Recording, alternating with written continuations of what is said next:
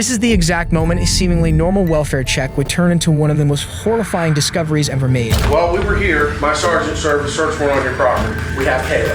Excuse me? We have Kayla in your property.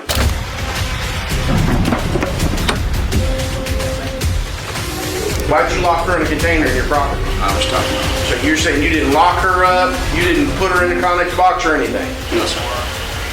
I'm one of the attorney. This is just one of the 5 cases we'll be covering. Times welfare checks lead to horrifying discoveries, starting with a shocking case of Todd Kohlhepp. On the morning of August 31, 2016 in Woodruff, South Carolina, Kayla Brown and her boyfriend Charlie Carver arrived at Todd Kohlhepp's sprawling property after having been hired to clear brush from the land. But friends and family soon became alarmed. Charlie's mother, Joanne, spoke with her son every day, and he'd suddenly stopped responding. So she asked the manager of the couple's apartment complex to check on them. All they found inside the apartment was their Pomeranian Romeo, left without food or water for days. But the couple's friends and family knew they couldn't have left the dog alone. That, along with the bizarre Facebook posts that began appearing on Charlie's page, made the case soon gain national media attention. Police obtained a search warrant to access Kayla's Facebook page and make a chilling discovery. The last pings of the couple's cell phones were located somewhere on Todd's 99 acres of land. So the Spartanburg County Sheriff's Department then obtained a warrant for the heavily fenced-off area, and on November 3, they began their search, 2 months after Kayla and Charlie had vanished. As authorities search the wilderness, they come upon a green shipping container in the middle of the small clearing. As they get closer, they hear a female voice frantically screaming for help that was coming from none other than Kayla Brown. They rushed to her rescue, relying on a buzzsaw to cut through the 5 locks on the door.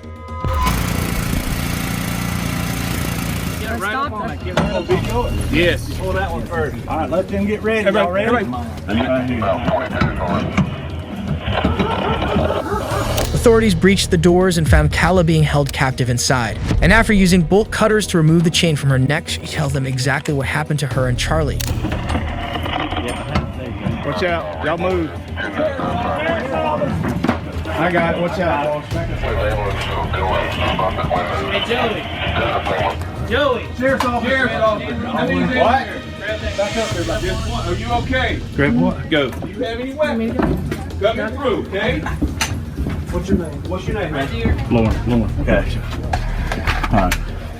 Just a girl. Just a girl. Just a girl. How are you, honey? This is bolt cutters. This is our best. He's a paramedic. Oh yeah. Okay, we're gonna get you out of there. Okay. Just hang loose for me. Anybody got a? I need a handcuff key. Handcuff key. I got it right here. Hold up. Y'all slide back. Hold on. He's got a light. We got to let you take photographs. Randy, let me see your light, Randy. You can put your hand down, sweetheart. You're okay. We're here, okay? Just sit back for me. We're getting bolt cutters, honey. Don't. You got pictures of the cuffs? No, hold on. His both feet. Just one. It's attached to a chain for a wall, and my neck's attached to the wall up here. Okay. All right. We're gonna get you out, sweetheart. Okay? You got handcuffed here. I got rolled. Someone's in my coffin.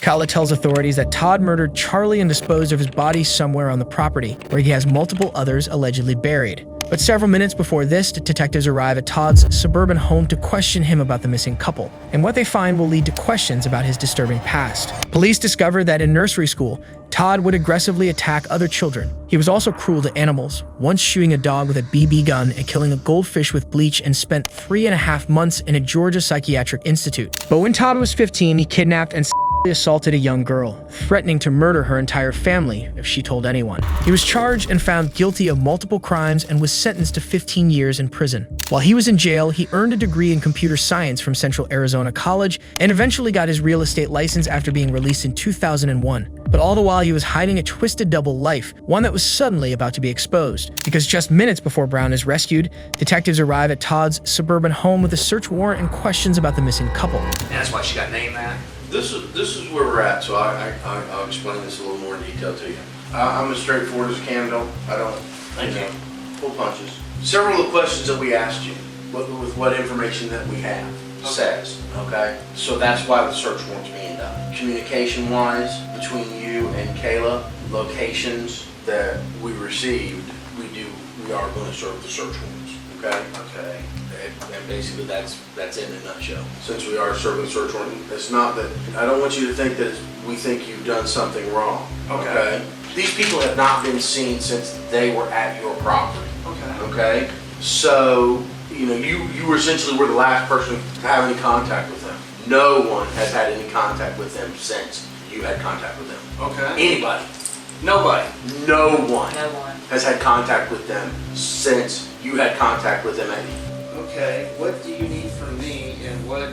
Would give you the opportunity to clear up some of the inconsistencies. Okay. Okay, and what we're finding from the phone records and the information that they've received through their investigation and what you told us today.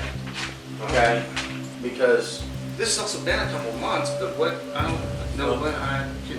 well, I mean, and that's what, I mean, I don't want you to think you're under arrest or anything. Okay, so don't freak out about that. You're not under arrest or So when anything. you have 3 detectives and an officer in your house. We just need to clear those up. I'd be willing to give you the opportunity, would like to give you the opportunity to clear them up. But if there's someplace you would like to go sit down and talk, I can do it right here in front of all of you, just to be what I. Todd says that he'll do what he can to help police find Kala and Charlie, but Kala is telling her own side of the story in an ambulance on the way to the hospital. Can you speak up a little bit for me? Me and my boyfriend Charlie came out here to his land, helped in some underbrush, and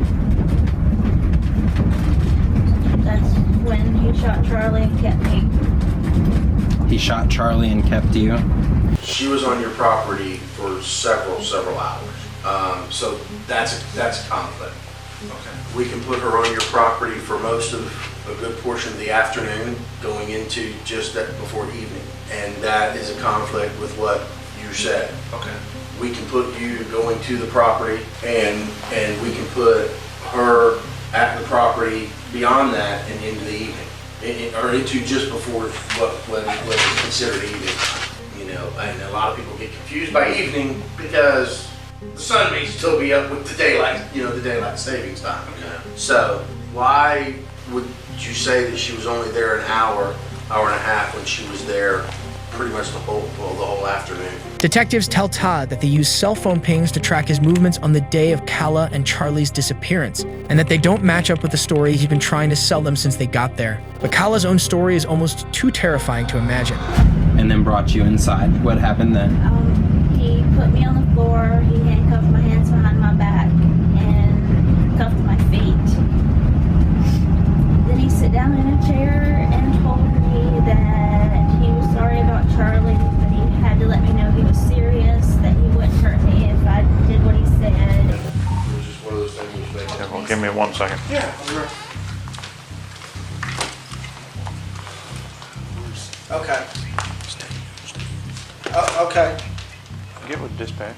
Rich, stay right here. All right. Bye. Call Brandon now. Okay. And you got some monitors in there, don't you? Yes, sir. Yeah. Goodness. With all the stuff you got going on, real estate and all. Well, I find the running joke out that she's gone is disgraceful porn. But the reality of it is that when you have a spreadsheet up and you've got your software for doing the contracts and you're pulling your information, if you have more screens, it is a lot easier than me having to switch screen. Mm-hmm. I need All you to that stand stuff. up for me just a second. This is for our protection as much as yours. Then you have to turn around and put your hand. You need an extra set? Well, yeah, give me an extra set. We'll do two so you're not under arrest. Okay. I'm also in handcuffs. Alpha 32. Got plenty of room. I can get my thumb in. Okay. I think I-13 is taking care of that. Have a seat. Let's go ahead and sit right there. November 7, who's that? Probably SWAT. He's wanting us to call him real quick. I just talked to Okay. him. SWAT? SWAT. Yeah, not SWAT, no. Like, whoa! Yeah, just one letter off. Makes a world of difference. As detectives are preparing to search the house, they get word of Kala's shocking rescue. Todd is then uncuffed yet acts totally oblivious as to the reasons why. He's then told exactly why detectives are there and what they found on his property. But detectives will find it hard to get any help from Todd as he refuses to cooperate. While we were here, all right, my sergeant served a search warrant on your property. We have Kayla in your property. She was locked in a container. She has told us that you shot and killed Charlie. Put your hands behind your back. He's already handcuffed. Okay. You're under arrest right now for kidnapping. They're going to continue. They got cadaver dogs down there. If you want to help yourself, tell me where Charlie's at so we can go find his body. That's pretty much where we're at right now. Okay. Do you want to help yourself and tell me where the body's at so we can go recover Charlie's body? No, sir. You don't want to? No, sir. Why'd you shoot him? I didn't shoot anybody, sir. Okay, why'd you lock her in a container in your property? I was talking. She's on your property right now, locked in a container. She was locked in a container in a Conex box. They got her. We have like 20 investigators on your property right now, and they have found her in the Conex box. So she never left your property. And she has told investigators that you shot and killed Charlie. Okay, so I'm trying to give you an opportunity to help yourself and help us, help you find this body. You buried Charlie's body on that property. So you're saying you didn't lock her up, you didn't put her in the Conex box or anything? No, sir. I'm wanting an attorney. Probably a good thing. Go ahead and put him in the back of your car. I'm not resisting. Okay, stand up for me. Yes, sir. There's one in your driveway right here. Morning. Morning, Rich. I'll be right back with you. Todd is taken into custody, and while he initially denies any responsibility for his crimes, he soon confesses to the murders of Charlie and married couple Johnny and Megan Lee Cox. All three were found buried on the property. But Todd would make another shocking confession. He's the man behind a spree killing at a motorsports bike shop years prior, one that took the lives of 4 people. On November 6, 2003, Todd walked into Superbike Motorsports trying to return a motorcycle. After allegedly being laughed at by staff, he returned with a gun. We found 4 individuals. They were all dead. They had appeared to have been shot. Todd pleaded guilty to 7 counts of murder, 2 counts of kidnapping, and 1 count of criminal sexual assault. He was sentenced to 7 consecutive life sentences without the possibility of parole. He claims to have many more victims, yet refuses to share any information with authorities. But while crossing paths with Todd Kohlhepp is a total nightmare, so is being chained to the floor by a machete-wielding lunatic. You made me strip naked. You put a chain around my neck.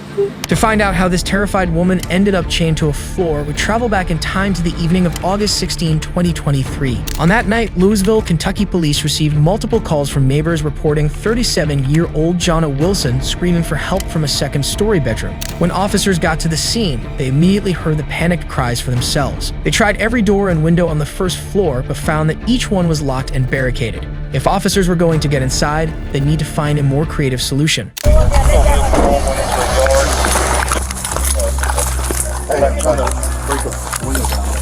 the door down? Yeah. I got a bunch of loose. That was locked. Look at that boy. Which window should kick out? Where you see a ladder at? I got a ladder. The ladder was on the side. Officers realized that the quickest way to reach Jonna was to somehow climb directly onto the second floor. Luckily, a good Samaritan neighbor from across the street offers the police the use of his ladder, bringing police that much closer to Jonna. Is anybody else in there?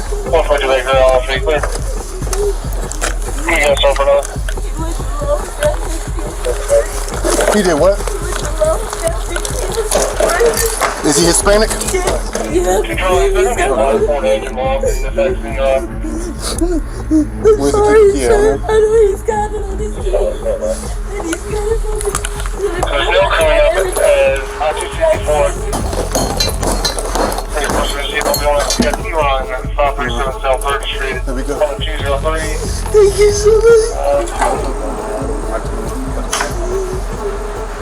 From the heavy chains, she was then taken to a hospital to be treated for her injuries. But the suspect was still at large, although he wouldn't be for long. 36-year-old Moises May was soon apprehended 2 days later. He is alleged to have performed his atrocious acts after a domestic dispute with Jonna, who is also the mother of his child. You made me strip naked. You put a chain around my neck. And then he called his friend. He said, I gotta go take this equipment back to Lowe's. When I come back, I'm gonna kill you. After hitting and holding Jonna down on the bathroom floor, Moises took a machete and chopped off most of her hair. She left the house, but after returning to get her belongings, he locked the doors and attacked her once again. As soon as I seen him lock the door, I knew I wasn't gonna get out. He said, you wanna do this the hard way, you wanna do it the easy way. And so I wanna do it the easy way. So I let him put the chain around my neck. And he started choking me with it. Moises was charged with 1 count of kidnapping, intimidating a participant in the legal process, wanton endangerment, assault, terroristic threatening, and harassment. Luckily for Jonna, Good Samaritans stepped in to save her just in time. But for the woman in our next case, it would take police much longer to come to her rescue. No one else up there? Where do you live at here? Thompson? How far away is that? 30 minutes, like close to starting. How did this bruised and battered victim find herself hiding in a freezing garage attic? It all started when a citizen called police with a disturbing story. I swear to God, go ahead. Please. This girl, I don't know what's wrong with this girl. Oh, there's a girl in there with him? Yes, I told them this all day. I told them this. There's a girl in there, she's very small and slim. My husband said he didn't really get a good look at her, but he's yelling at her. Before I beat the living fuck out of her faces, she can't see out of her eyes. Okay. So this is why I'm nervous. This is why I've been calling his all morning, and I don't even know if that's even the right thing to do. You know 100%. I know 100%. The resident tells police that 23-year-old Chloe Jones is being kept by a violent psycho in a garage behind the house. But even with multiple officers on scene, they take their sweet time coming to her rescue.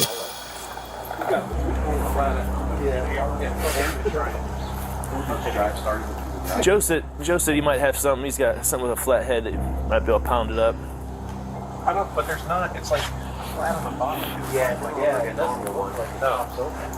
No, like they put something else in there. Yeah, it's weird. It might be unless this top one, the whole thing comes up. Maybe they just sheared the flat part off of it so it doesn't.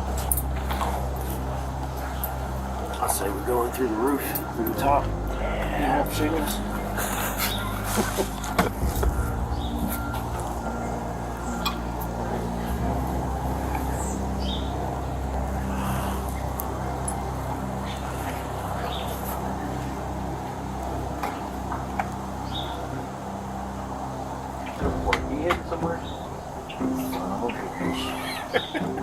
Jerry, what are you doing?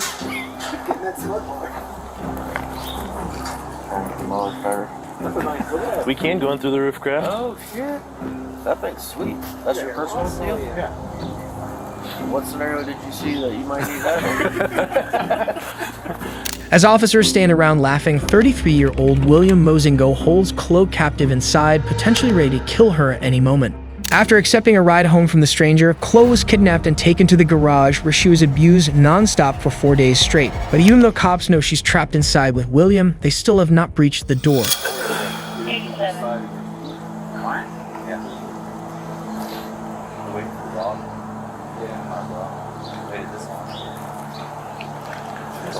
Well, I gave it to you the one time. I'm so excited to see what did we use it on? That window where the dude died in the house. Oh, yeah. Call it. Yeah. Just got a tunnel. Surprise! I don't know how sharp the blade is. Well, I brought my truck today because Karen's got jury duty. And I am like panicking driving in that Morley deck because it's like this high from everything. Like this close and it's tapping off everything. And so I was driving slow and I couldn't really find a spot to park. I saw where you parked. I'm like, when I first started parking, I thought the same thing. I'll just pull in, park, and get out and go. Yeah. I didn't want to drive around. I made the mistake of going around thinking I could park in the back. Chloe was locked in the garage with her abuser and was forced to helplessly listen to police laugh and joke outside. But finally, they decide to pry open the door. However, they are still in no hurry to come to her rescue. Well, we were thinking the roof. Go through the roof. Yeah, that thing might need that more in there. But we're thinking a spud bar. I'll take it. That is a little more leverage than this. Yeah. The bottom box will get it. Let him get his dog. Hold on. You can give an announcement anyway. We gave multiple announcements. We'll do it announce again here. William, this is the Akron Police Department. This is your last chance. Come out now with your hands up, or we'll be sending the canine in to apprehend you. You will get bit by the dog. William, last chance.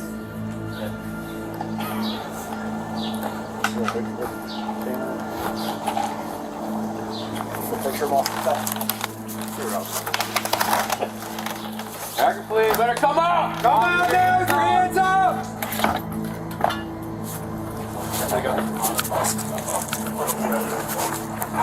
Coming? No. William, come out now, Akron Police! Come out! Come out now! Nothing in your hand! Nothing in your hands! Now! You're bit, buddy! Coming out or not? Can you see him? Get out here now! Come out now! Come out now!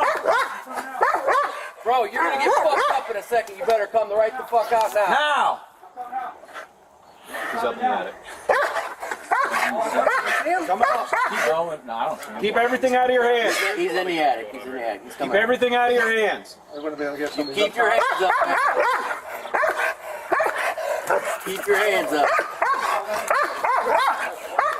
We'll go hands down. Put it down. Drop it. Drop. No, not your whole body. Get up. Turn around and walk backwards. Walk towards us. Walk towards us. Keep your hands up. Put your hands up. Hey, we'll cuff.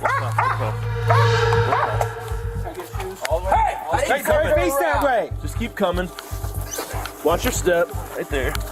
You get that? There's a female in there. Come on out here. Your hand like you're pregnant. Boy. Man, come out. Can I get shoes?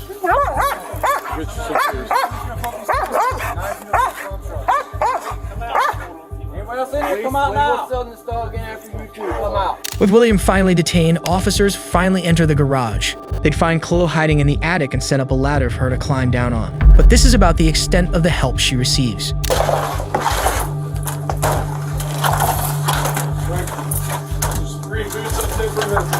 Nah, fuck that. Nah, fuck that. I don't need no boots. Alright, you can reach it. Come on Big out. man can fucking walk himself.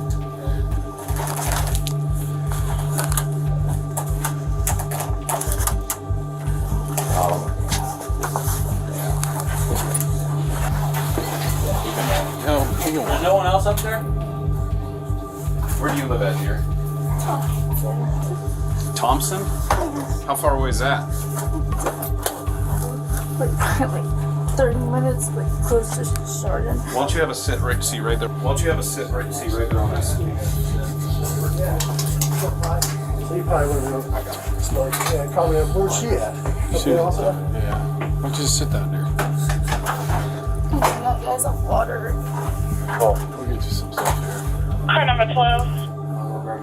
Yes, is there any weapons up there here? Is there any weapons or anything up there? No.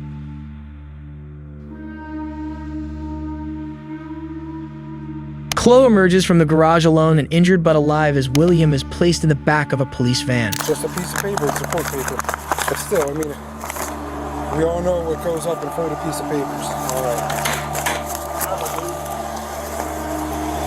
Step on up there.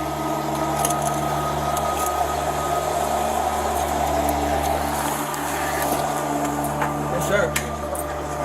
Hold on.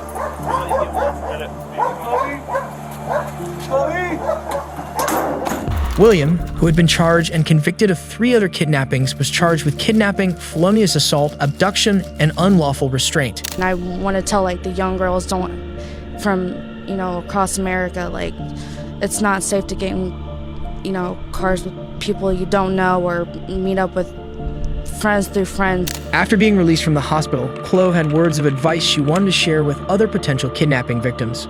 What got you through? My son did. I thought about him every day.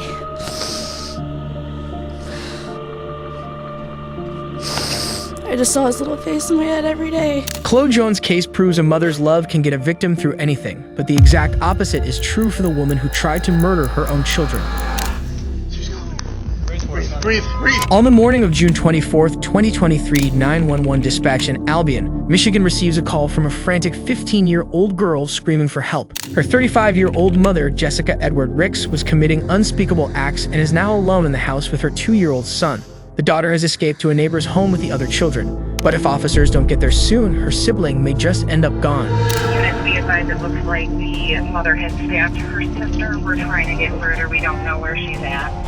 We're out. County unit in front of me, it's going to be the one on the right there with the door ajar.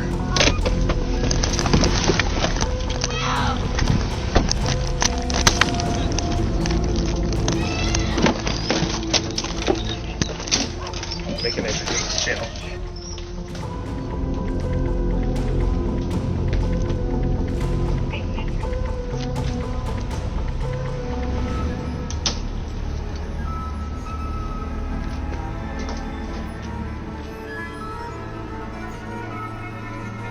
Sheriff's Department. Public safety.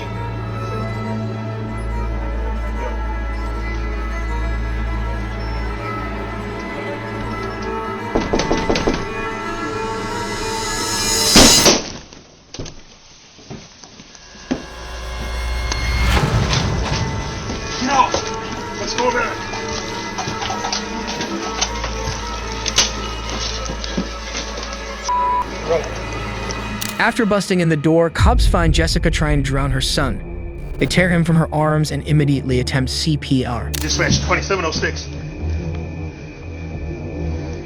I got a child with a in the chest. Need medical priority 1. I'm clear, stab him to the chest. Wake up, baby.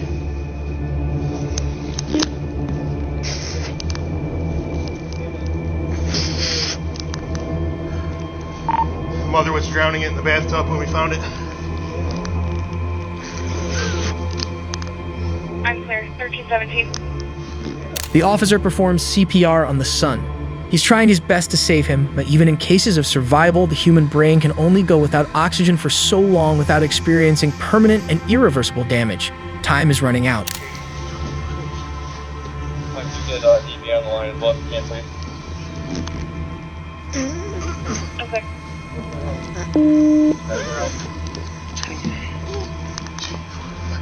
So, 300.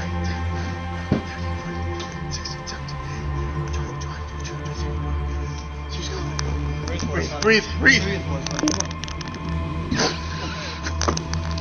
Keep breathing. She's gone.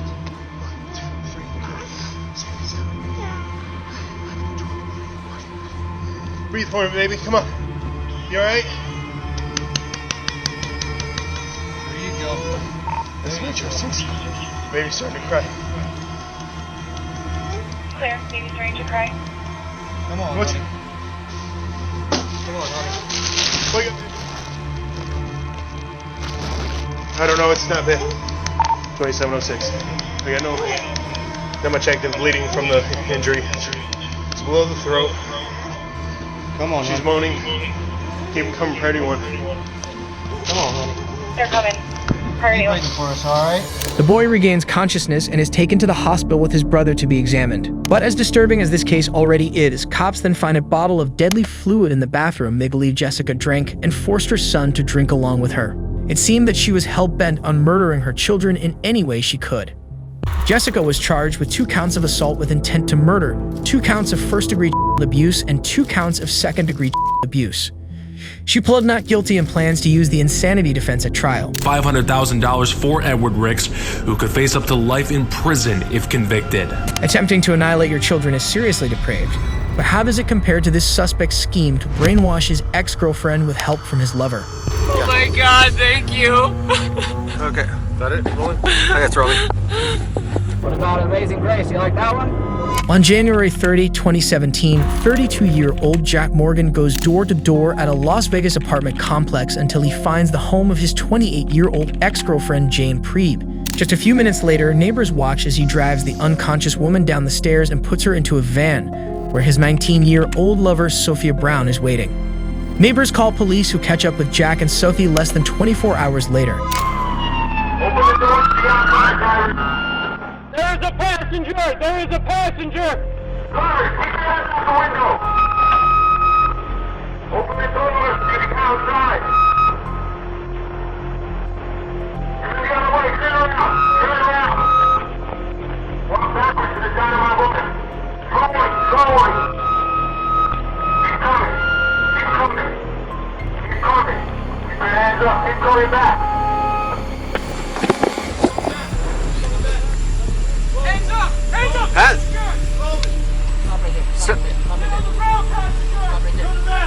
Stop! Get on your knees! Keep your hands up. Put your hands behind your head and interlace your fingers. Got it.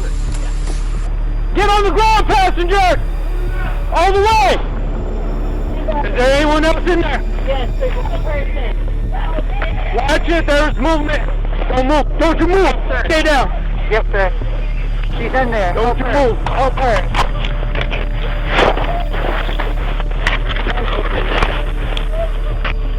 Make sure, yeah, go ahead and clear the rest of the car.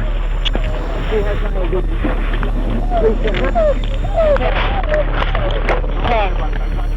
Don't talk. Yeah. Put a camera on this thing. Got a camera. Do you need a... Oh my God, thank you. Okay. Got it? Rolling? Okay, it's rolling. Okay, we're gonna get you out of here, okay? We're gonna get you out of here. Do you need me to say anything about what happened or anything? Don't worry about it. Don't worry about it. Just hold on for now, okay? Just hold on, We're gonna okay? get some pictures and we're gonna get you out, okay, man? Sarge, I'm gonna take some pictures. We have the evidence. She's tight chained down by the neck. Okay, go ahead. Okay? Yeah, make sure we get photographs of it. Yeah, that's what I want to do. I don't want to, and she understands what I'm gonna do, but she's cool with it. Okay, no, let's Okay, let's back him up. Let's go inside. Officers find Jane in the back of the van with her hands and feet cuffed. She's clearly injured and traumatized, but grateful to be alive. Officers then quickly take photos for evidence before freeing her from the chains. I got pictures of her and I got pictures of the chains. Come this way. Come, hold on. Hold on. There. Okay. Got another hand, okay? Is that it? Yes, hold on. Hold on, we got you. Yeah, you check them, no? He had me earlier and I got him to take them off. You get the cuffy for it? Looks like those are just standard cuffs. Okay, hold this one. Got it. Cuffy, here, you got one.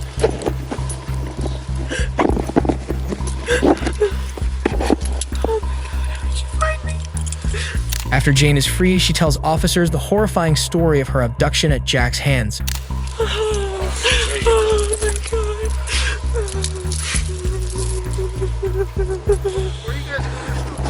I was in Las Vegas. He broke into my Las Vegas apartment and stole me from my home. Las Vegas, New Mexico? Nevada. Nevada? He fucking hauled ass. Do you know the guy? Yeah, he's my ex-boyfriend. How did you know? They called us and told us. Who did? I was up at the office trying to run him, see if we had anything on him. Oh my god. He dragged me out of the place and I fought so fucking hard because I was like, this is how you die. And I think a neighbor saw me getting dragged out. He choked me out like 6 times because I kept fighting so hard. Okay, did you lose consciousness when he was choking you? Yes, like 6. He choked me out 6 times. Okay. You guys want to pull one of your units up here and put her in it? That's what I was just gonna see if that's alright with you guys. I don't know whose it is, so. I wear glasses and they're fucking wrecked on the floor of my apartment. Yeah, I'm gonna pull my unit up. I'm gonna put her in the back so she can stay down. Step up, okay? I got your hand. Let you guys. She was kidnapped from Las Vegas, Nevada. She was shackled inside of the vehicle. So. With Jane finally freed and being checked by medical professionals, we turn to the 2 suspects detained in the back of separate police vehicles. What we see next is some of the most unexpected behavior ever captured on Cruiser Cam. You got a favorite hymn? What's that? You got a favorite hymn? No, I don't. Why not? I don't know. I've never been into them. What about you? What about Amazing Grace? You like that one? I'll take it.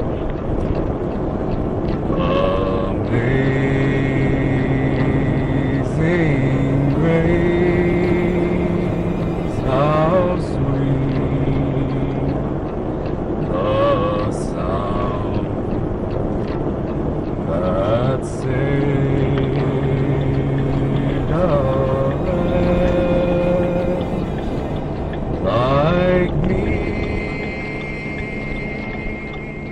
The officer listens patiently as Jack sings all 6 verses of Amazing Grace. It's hard to imagine what the officer is thinking, but he's probably more thankful than ever for the plexiglass divider between him and his suspect. Is it okay to ask what's happening? What's that? What's happening? We gotta figure out a few things, okay? Okay. I thought you were handing me the hat. What's that? I thought you were handing me the hat. Oh, okay. Cold back there? It is kinda. Alright, just turn on the heat. Thank you. Are we going to the police station? We are. I've never been there. You ever been to a police station or this police station? Well, I mean, I've never been in a police station here, you know. Okay. I mean, this isn't really how I wanted to go, but As Jack serenades the officer, Sophia sits seemingly confused in the back of a separate vehicle. She plays dumb when it's obvious she knows exactly what's going on.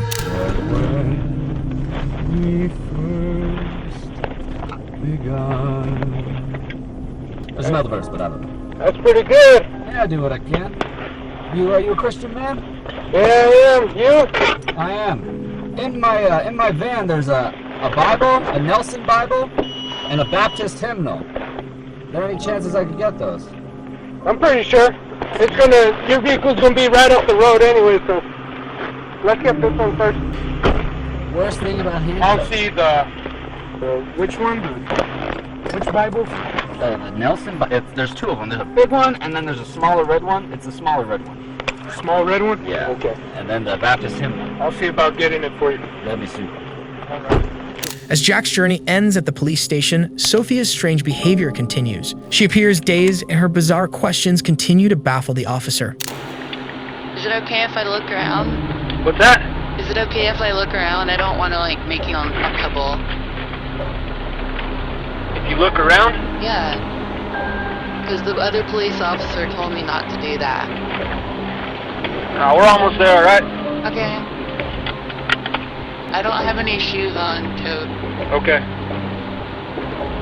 Okay to talk? What's that? Is it okay to talk? To talk? Yeah. What are you gonna talk about? Anything. I'm just kind of scared. Yeah, we're almost there, okay? It's right up here. What are the police gonna ask me? I'm not too sure. I'll be right back to get you, okay? Okay. Hey, excuse me. Could you get me some shoes? Hey, he's shackled. I gotta shackle him still. Hey, He's shackled. I gotta excuse me. shackle him still. I gotta try to find him. Can you get me some shoes before you come get me? What's that? Could you get me some, like, footwear? I don't think we have footwear here. Oh, okay.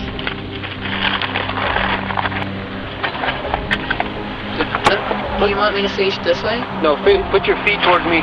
Okay. Oh, your feet cupping me? Yeah. Okay. I'll believe them. Okay. I don't know how all this works. I'll just listen to what you tell me. After further investigation, it was discovered that Jack had been planning the kidnapping for over a year. He had dug a cave in the New Mexico wilderness, where with Sophia's help, he planned to brainwash Jane into becoming his bride. Both suspects were charged with kidnapping, false imprisonment, and conspiracy. Jack Morgan was found guilty and sentenced to life in prison.